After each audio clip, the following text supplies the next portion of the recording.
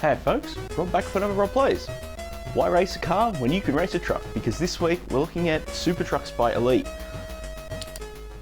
This one is sort of a bit of a weird choice. I was looking for things to cover and I hadn't really played this one much. So, look at the shot. So Super Trucks was developed by an unknown team. It actually doesn't credit who was responsible, unfortunately. And released in '88. The basic idea is you're racing the Super Trucks Challenge across 9 cities of Europe. So you take your 30-ton truck, racing against the clock, avoiding obstacles and other drivers, and seeing if you can get to the end without running out of time. So it plays very much. In vein of other arcade racing games of the period. You've got your track. One thing I do like is the track actually differs a bit. We've actually got it widening and shrinking. Shrinking, is that a word? Which most races of this kind don't really do. I think maybe Outrun is the figurehead for it.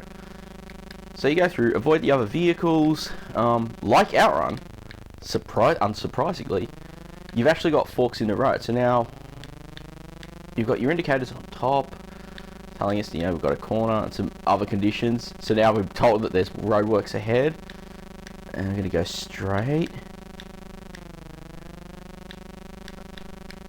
And there's a corner right. You have to avoid everything because unlike other racing games, here you will just careen to a stop. On the flip side, ooh, come on, get round. Oh, that's terribly disappointing. Right at the checkpoint too. All right, let's go for another run. I messed up a lot more times there than I did when practicing. So let's do this again. Because I only got 1 minute 25 to actually do it the first time around. So let's go through. Try not to crash as much this time. And that's one thing that's infuriating. Like most arcade races, you can have a soft bump into obstacles or whatever, and you're usually okay. You don't stop too completely. Here, you just about hit anything and you're at a standstill, and that's really infuriating. I mean, realistically, if you hit a traffic cone like that in a giant truck, you're not gonna be dragged to a standstill. You're just gonna go probably flatten it. So it's a bit silly, like on that front. The steering's a bit not quite right. This is one of those games we're playing. I feel it's kind of average. I think it's a Sensation of Hills. That's pretty cool. They've got up and down hills in there. It's average, right? The graphics are nice enough. They're nice and colourful sprites. Everything's clear. Good choice of colours. Not an excessive use of brown, as some people would like to conflate. And of course, I say that as a brown set of castles rolls onto the horizon. I want to try and actually show it, but where you get to seeing the at the end of each. This is terrible. I messed up again. Alright, I'm going to have another shot.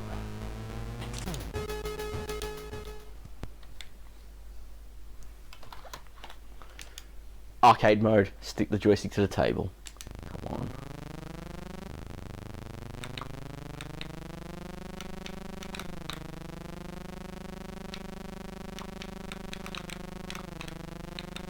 Come on. Okay.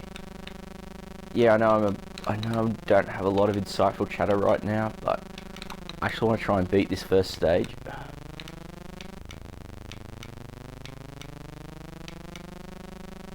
Okay.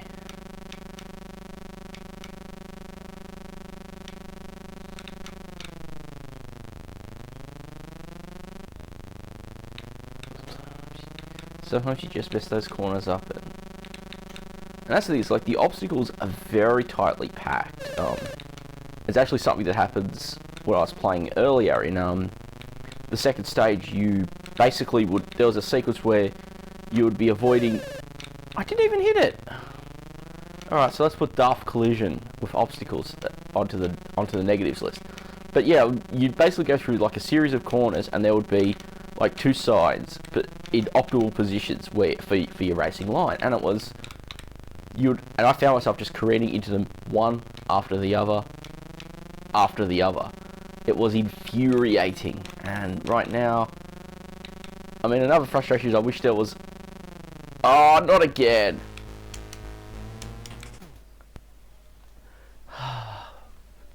checkpoint again and ran out of time. Could say at the starting amount of time you get is probably not enough, you know. You have to be absolutely terrible on the first stage. But I'll give them this.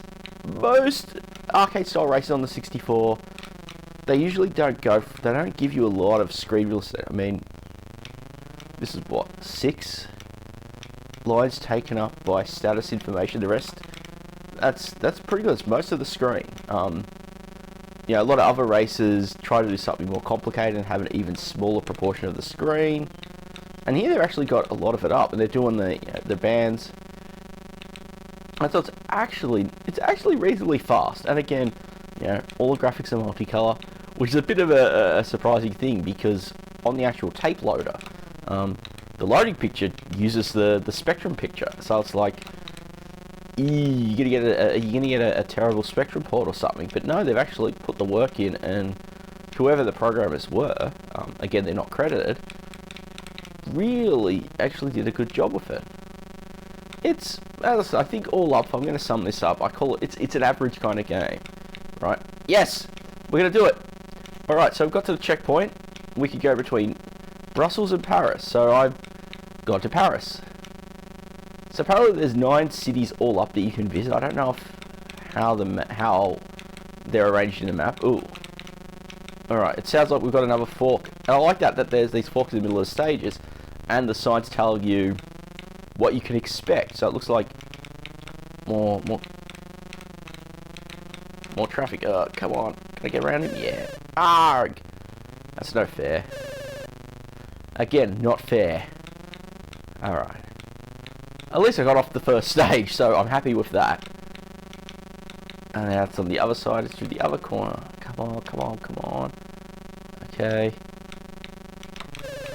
So you do have to continually check that status indicator on the top left, just to see what to expect and, you know, what to avoid. We've gone through the worst of it. We've got about 30 seconds left, so hopefully we're coming up to a checkpoint. I kind of wish there was a progress bar. I think it was there was a Lotus games that had that on the Amiga, where you had, well, and the 64 for the first one, where they had the little bar that would fill out as you would complete each like lap or leg. And I think that's a really good thing for these kind of games to have in general. All right, Rome or Madrid? Well, we'll go to Madrid. We're on that side of the road. Come on. Oh! I have to see what it said there, because it was about to say timeout and then extended play came up. Okay, I'm actually doing a lot better now I've gotten into the groove. And it does stupid... Oh. Okay, alright, we're going to crash it. Alright, this is probably the last stage I'm going to get to now, if I'm going to keep doing that. There's just... The visibility is a bit short, which is infuriating, and then that double slowdown is also not a good move. Yeah, it does... I like some of the interesting ideas here, and you got to give them props, because let's be honest, I think this is a single load. Looking at the docs, it seems to suggest the Spectrum and Abstract versions might not be, but here on the 64, it's fitting into a single load. And Outrun, of course, you know, has 5 versions that you've got to pick, you know, 5 individual route courses. Those other 2 versions were multi-loads. So you've got to give I got to give the programmers thumbs up here. They managed to actually compact it all into a single load. Sure, there's fewer stages than Outrun, but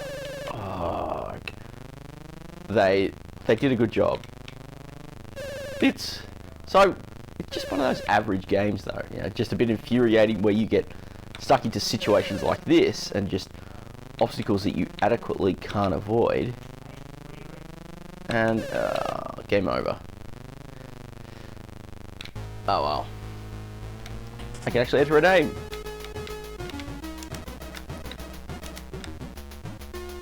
So that's Super Trux. It's, as I said, it's alright. It's not the best kind of race we have on the C64, but I have to admit, just playing it then, I think it's kind of better than some of the other ones I've seen. This is one of those ones that I don't think gets talked about. I've certainly through none of the usual channels I've watched, I've seen video of it, so Oh well, be surprised to show something a little different for once.